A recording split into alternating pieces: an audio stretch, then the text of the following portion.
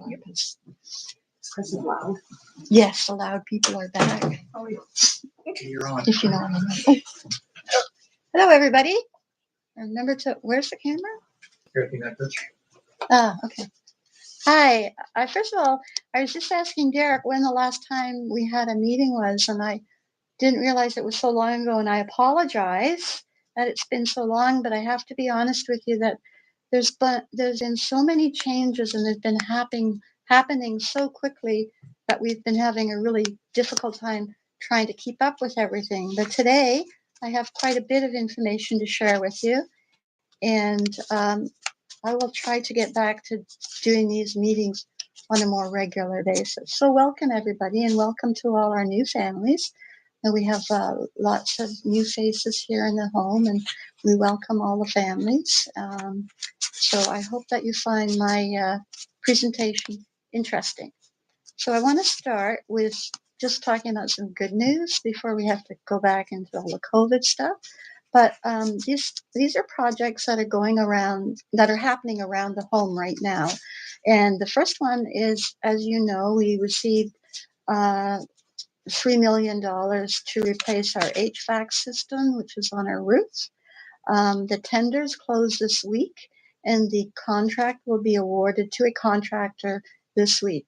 Once we know who's taking the job on, I'm going to be putting a summary of the project together with more details, just so you know what is happening. And we had to, or I had to do a project plan, which I had to submit to the ministry to ensure the health and safety of our residents and staff. So that's been done and that's been approved. So that's the kind of information that I would share with you. So hopefully we'll get into that really soon. The resident areas, you may have noticed if you're in, are getting a facelift.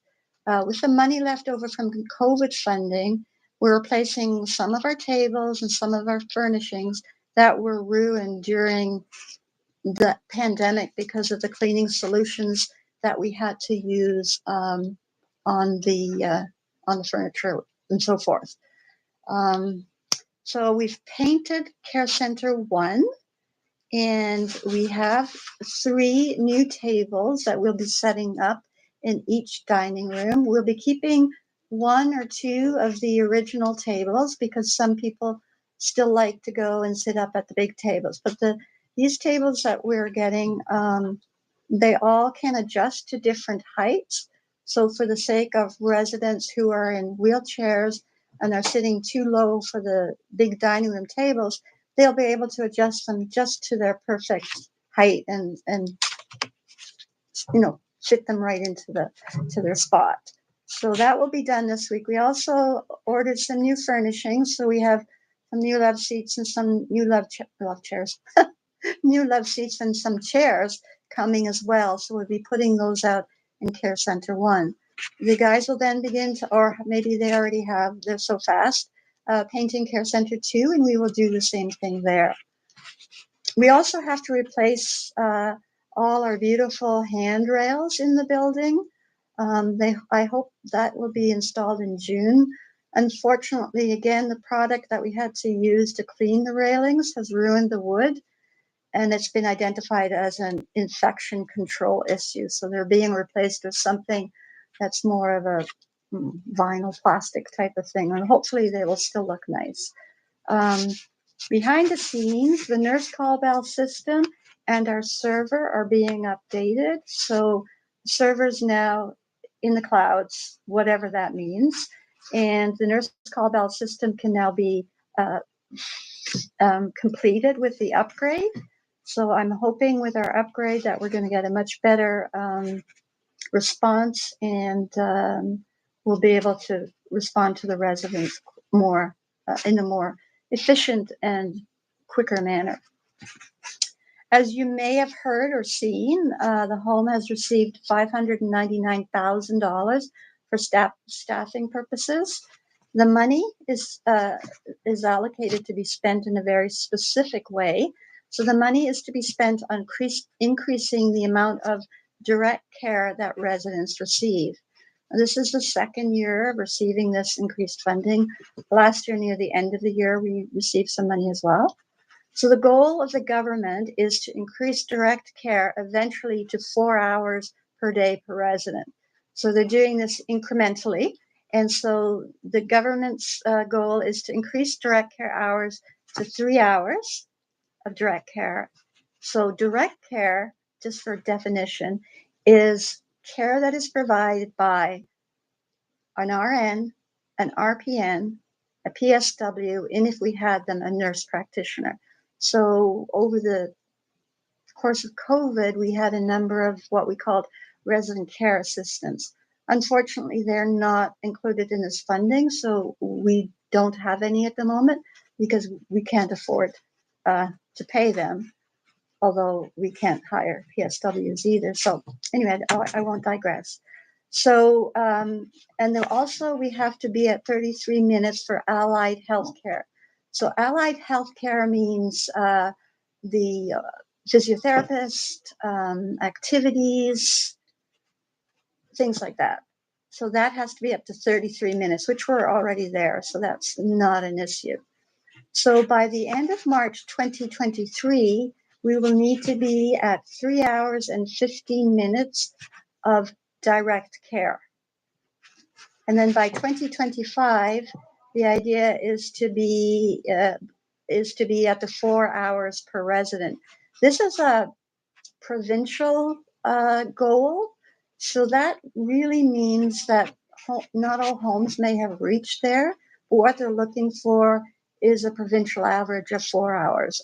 Or in some cases, some homes may do more, and some homes may not quite have reached the 4 hours yet.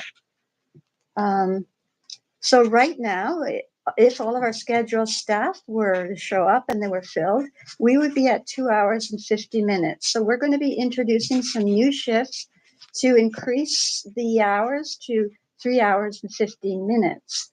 But I'd like to talk to you a little bit about our staffing issues. So since mid-March, we've lost 11 PSWs. Now, that's an awful lot of staff to lose. And the reason that the PSWs are leaving is that they've decided to go and work at a staffing agency where they can make more money and they can choose the hours that they want to work. So due to the loss of so many PSWs, we in turn have had to turn around and hire agency PSWs. We've hired 15 PSWs. The good news is that they're consistent. It's not a different person every day.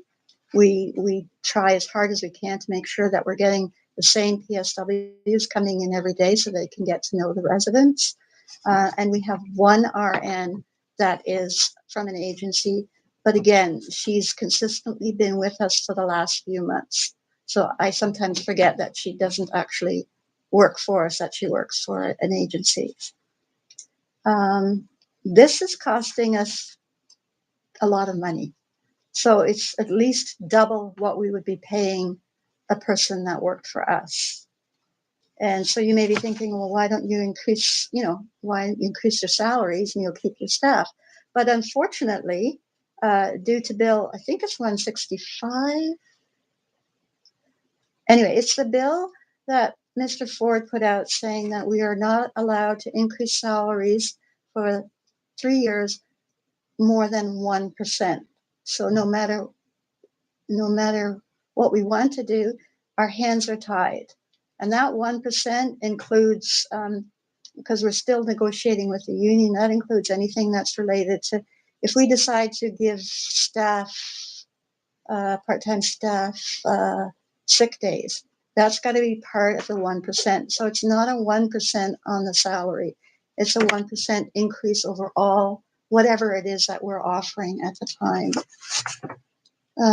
So going back to the agencies, I have to tell you that I get 3 or 4 calls every week from new staffing agencies that are popping up. So we belong to an association called Advantage, and they do a lot of lobbying for us at the ministry level.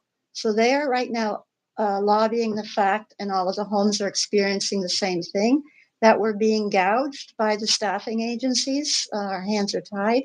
We have to hire people.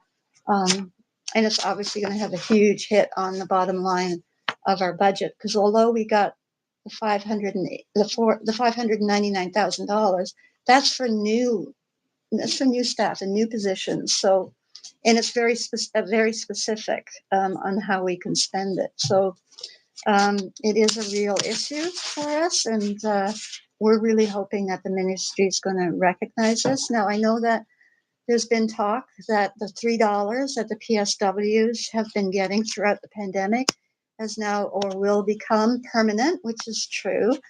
So the problem with that is that when, say, our top PSWs, which would be the PSWs, have the highest seniority, so they're higher on the salary grid, they now get that extra $3. They're starting to bump up against our RPNs who are not being recognized and did not get that kind of an increase. Now, I know the nurses have all been offered $5,000 based on the last 2 months of their working. It's not based on what they did during the pandemic. So, and that's causing a lot of hard feelings amongst the nurses. And so it's very difficult. And to be honest, we have dietary and housekeeping staff that when they increase the minimum wage to $5.50, some of our staff are going to be really close to that minimum wage. And there's nothing we can do because we can only give them a 1% increase. So it is a real challenge to get staff and then to get them to stay. And in long-term care, each staff position requires certain qualifications, which doesn't get recognized in their salary. So that just makes it an even bigger challenge. So I'm just sharing this with you. It is an issue that we are actively working on. One of the things I want to do and will be doing is looking at the fact that we have so many agency staff, and mostly they're on the evenings. So what I want to do is introduce more supervision of these people, because they're agency. So we need one of our staff to be on the floor, guiding them and showing them what they should be doing and how they should be doing it, and ensuring that they're meeting the needs of our residents. So we are looking at bringing somebody in to do some kind of supervision of the PSWs, and especially of the agency PSWs, so that we can ensure that the care that the residents are getting is still quality. So in saying that we lost 11, we were able to hire 2 new PSWs. We will be getting 3 of our new nursing students back for the summer, which is good. They worked last year in the summer as PSWs, so they know most of the residents, and they do an excellent job. We have 1 RPN who's back from maternity leave and 1 RPN who's just gone on maternity leave. We did receive funding for 6 summer students, so that always helps. They'll probably start May or June. And we're also going to be hiring a social service worker, and they're looking at ways to, oh, yes, sorry, that's something else. So we're looking for a social service worker who would be working with our residents, doing some one-to-one visits, working with the families, working with people as they come into the home and transition into living in long-term care, and the families transition into getting used to having their family loved one living in long-term care. So that's an update on the staffing. So the visitor policy, I just wanted to review a little bit with you. Our visitor policy is not quite finished. We want to ensure that we have included everything in the visitor policy, because there are a lot of changes, and the changes come frequently, and there's a lot of so we receive a lot of directives, a lot of guidance documents, a new long-term care act, that we have to ensure that the policy meets all the needs in those in that and a lot more legislation, in all kinds of legislation. So that's why it takes so long and has so many footnotes to it, because the person who's doing this job is doing an amazing job of ensuring that we are completely in compliance with the policy. So as of today, the policy's name has changed from resuming visits during pandemic restrictions, and it's simply called Visitor Policy. And it is also in the new Fixing Long-Term Care Act that we have to have one of these. And this is something we'd be giving out to new families as they come in and giving them out. I will be emailing it to you when it's in its final draft. So the policy falls under the IPAC, which is in fact infection prevention and control. That's a big word that you need to get used to in long-term care, because obviously, because of the pandemic, there's a lot of money and emphasis on IPAC programs.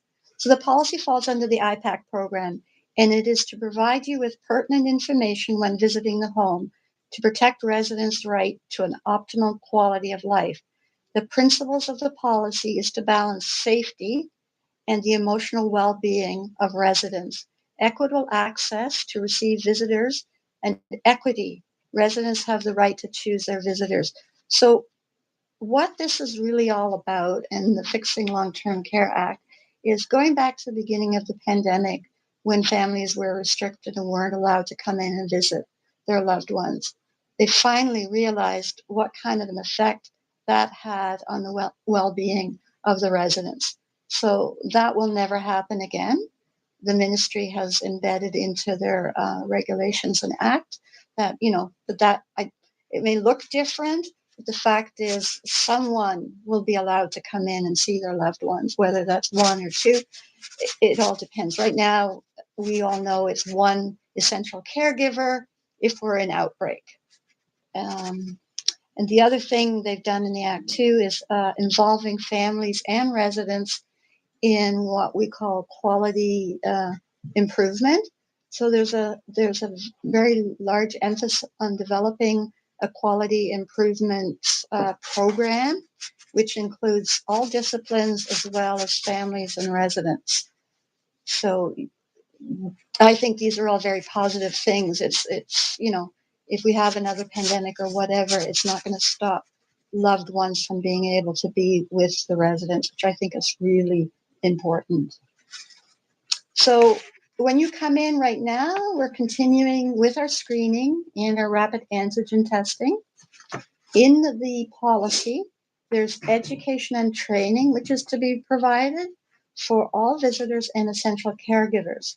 So in the policy, there will be reference materials that you will be able to use to go through. Some of it will be PPE, donning and doffing. It's important that you know and understand how to do all these things. We are also required to maintain records of visits to the home. So that's why in our active screening, we are recording who's coming in and whatever. Indoor visits remain at 4 people at a time, so that hasn't changed. Outdoor visits, there is no limit. So you can have, if it's possible, as many as you like within reason. If a resident is palliative or end of life, same as before, there's no limit to the number of people that can come in and visit. However, the home has a limit in terms of how many we can accommodate at one time, being in the space and being in the building and still physical distancing from other residents. So although you may visit at any time, and I think I sent an email out a couple of weeks ago about this, please keep in mind our limited resources. If you come during meal times, staff are too busy and will not be able to screen and swab you. So, 4:30 to 6, try not to come during that time. And then at lunchtime is fine because we have screeners here. It's more in the evening. For example,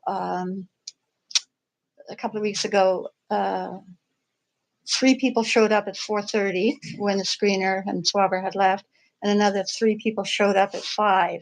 And the nurse was running around because she was in the middle of her med pass and she had to she had to give all these people their rapid antigen test and screen them all in. So we can't really do that. It's not fair. The residents need to get their care first. So just keeping that in mind. Right now, our PPE is indoors at this point is masks only. So today we lifted the requirement for shields. So you only need to wear a mask. We also ask that you wear your mask when you're outside as well, as much as possible, please. And just a reminder, if we go back into outbreak or enhanced surveillance, the rules that I just shared with you now would all change and go back to, we've all pretty much all lived through what that means, limiting essential caregivers to one, everybody's back in full PPE. If that happened, of course, we would let you know as soon as public health told us they're the ones who decide that we were either in enhanced or in outbreak. So I think that's about all on the visitor policy. So just to share some other information, safety measures for social or overnight absences now are when the resident returns, they're actively screened, and on day 5, they receive a PCR test. And that was really kind of enlightening for me because we've been taking my dad out, and I thought he had to have an antigen test done. So poor guy's been getting that every time he goes out, and all he needs is one PCR on the 5th day. So that's good news. As I mentioned, the Fixing Long-Term Care Act is now in place. That came about on April 11th. There are a lot of new regulations that we need to comply with. Some have specific dates, like 3 months from April 11th or 6 months, and some are effective immediately. So one of the major changes, as I mentioned before, is that the government would like to see families more active and participate more. So I'd like to just remind families that there is a family council, and they really would like to have more members on that family council. So if you would be interested in being part of the family council, please contact me, and I will put you in touch with the right people. So we would love to be able to work with a family council. And there are some very specific things in the Act that if we have a family council, that we would ask of you. So please give it some consideration and let me know.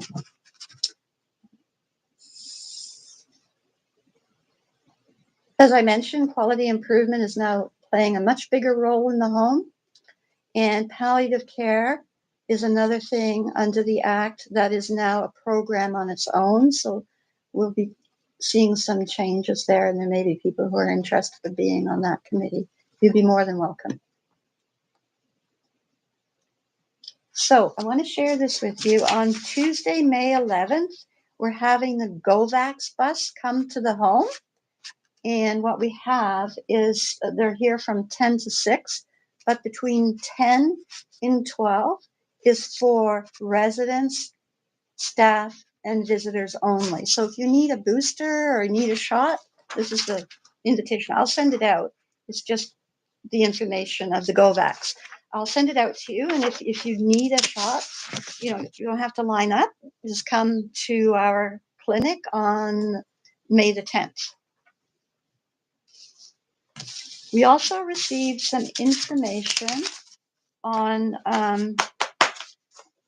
a fact sheet, actually, on COVID-19 antivirals, Paxlovid, for long-term care families, residents, and caregivers. So I will be sending that out. This is my email too. I don't really see it, but it's a fact sheet about the Pavloks. So Paxlovid. I'm not sure how to say it, so I will send that information out. And I think that's really the end of what I had to share with you today. And if there are any questions, I'm more than happy to answer them now, or you can email me later, call me, whatever.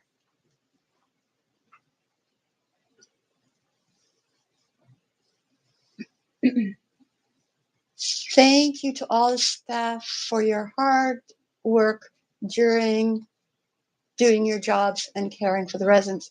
Very welcome. Thank you for recognizing that. What is the purpose and responsibility of the Family Council? The Family Council will function autonomous, which means the licensee, myself or Derek or anyone, cannot interfere with that work that you are doing. The idea is to do fundraising, maybe deal with issues that may come up where families are having issues and they want to talk to somebody on the Family Council and then come and talk with me. There's a lot more to it than that. What I can do is send you out information on Family Council as well, so that you can read and see the purpose of the Family Council is. But it's to run to help make the home a better place for your residents and all of the residents here.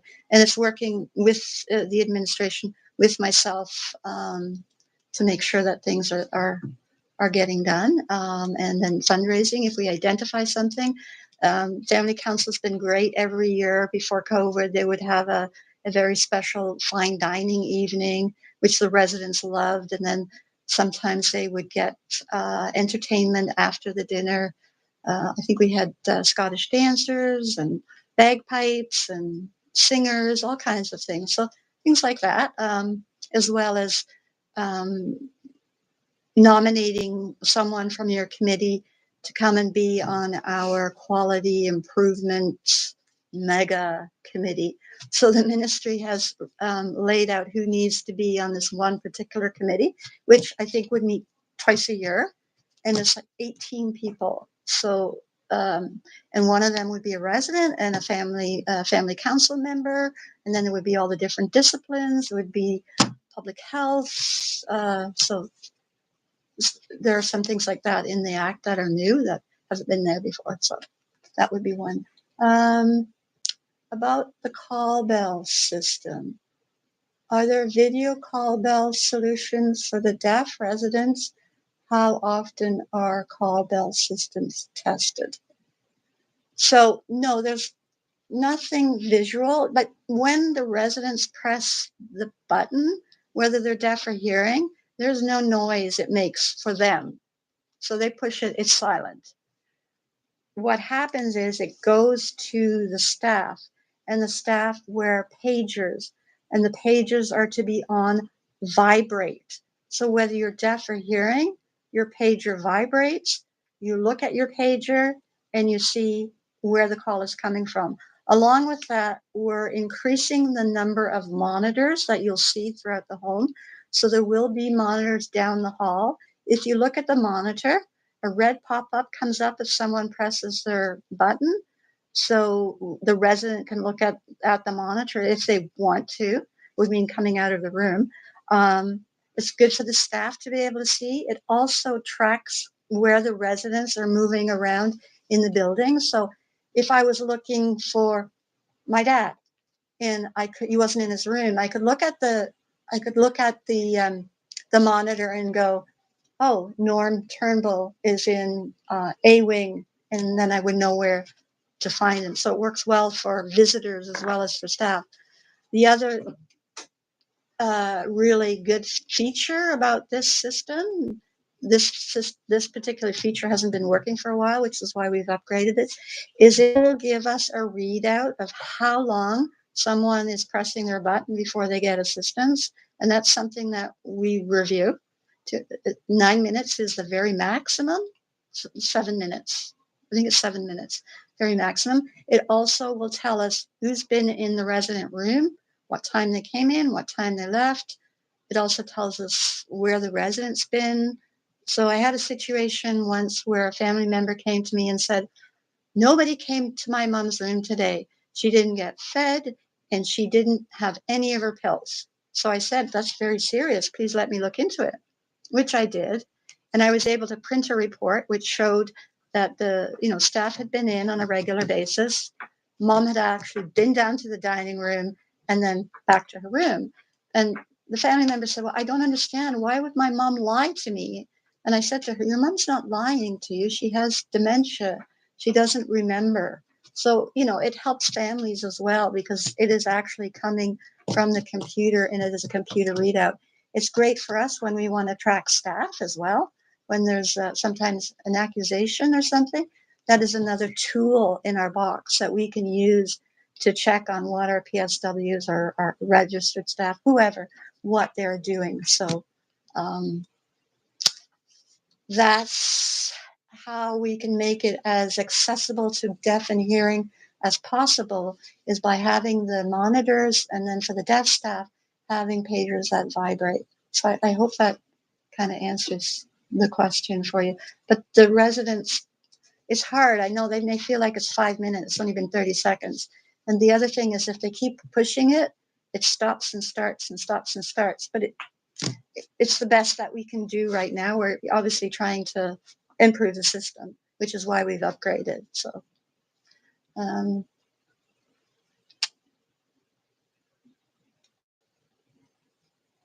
sorry, direct care considered one-on-one care? Yes, that would be basically one-on-one care. So the PSW goes in to provide any kinds of care.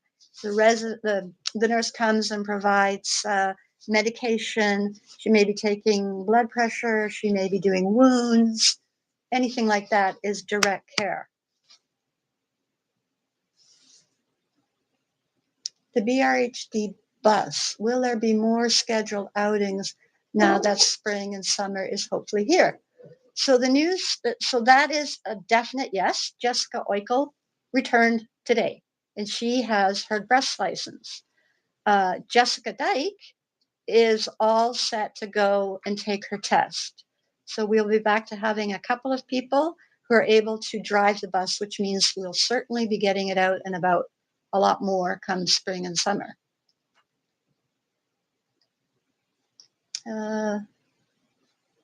Thanks for that answer.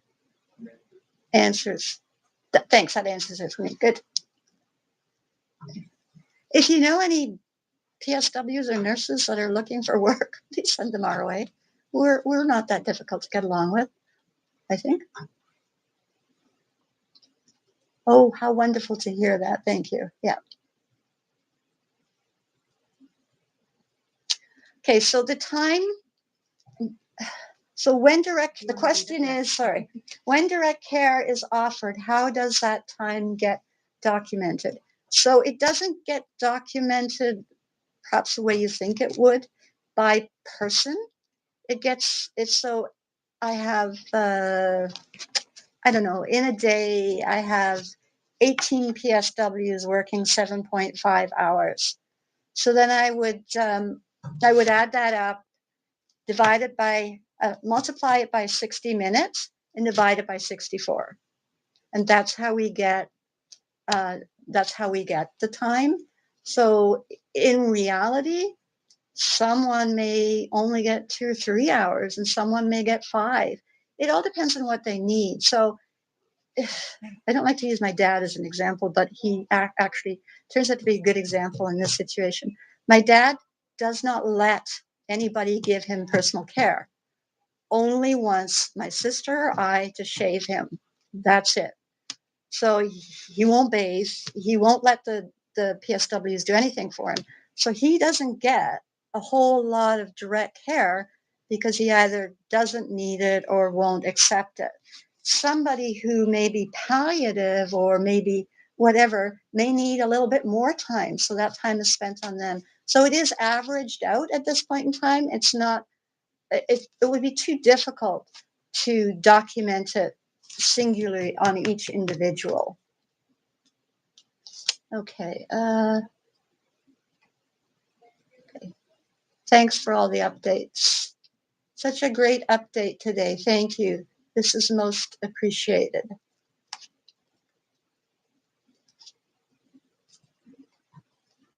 You're caught. Hmm? You're caught up. Yeah, I'm caught up. So I'll give you another 2 minutes if there's any more questions. If not, we'll close for the day. Very helpful. Thank you. Please feel free to call anytime, especially when we have big cranes and stuff happening in the summer. You might have questions and concerns. please feel free to let us know. I want to keep you informed, and I'm really apologetic that I haven't had a meeting. I didn't realize that it had been so long. I will try to do it on a more regular basis. Another question: how and when are residents deemed palliative? Well, that would be a discussion with the doctor and the family involved. So, I guess the doctor would call, and normally I think the way it goes, it's the doctor calls, and it depends on, the resident isn't thriving, not eating, they're not drinking, they're not taking medication, or whatever that might be. And then that would be a discussion with Dr. Wright and Michael and the family.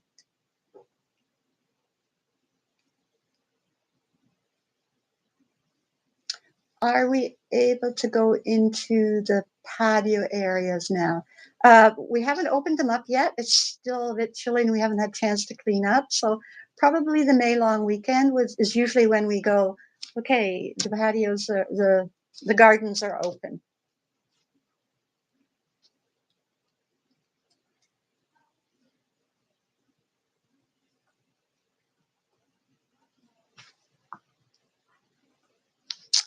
Just to mention for some people who've been with us for quite a bit, we were doing a memorial tree garden, and then COVID hit.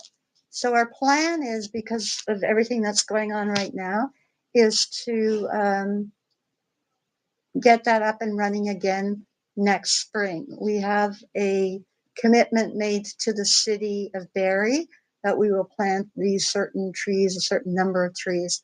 And so, and it was supposed to have been done in 2020, but obviously it didn't happen. So that will happen in the spring of next year. So those of you who have already expressed interest, please, it will happen, and we'll send out information in the fall in preparations for the spring of next year. But we have so much going on this year with the HVAC system that's going to keep us pretty busy. How regularly does Dr. Wright or Michael visit patients? So they're in Wednesday mornings. They're in. Sometimes it's just Michael, and then other times it's Michael and Dr. Wright. They also call in for family conferences, meetings, and then if they're needed on a as-needed basis, they would be in as well.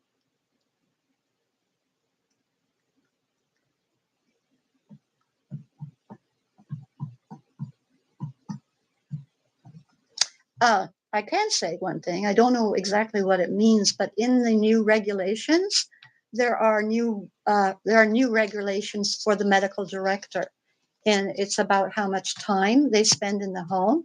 So we haven't had a chance to review that and look at what that means. So that could be changing, as it's going to be a regulation within the Act.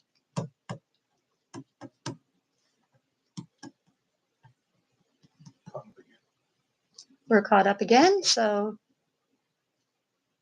I don't want to cut anybody off, but there's been some really good questions today. That's good.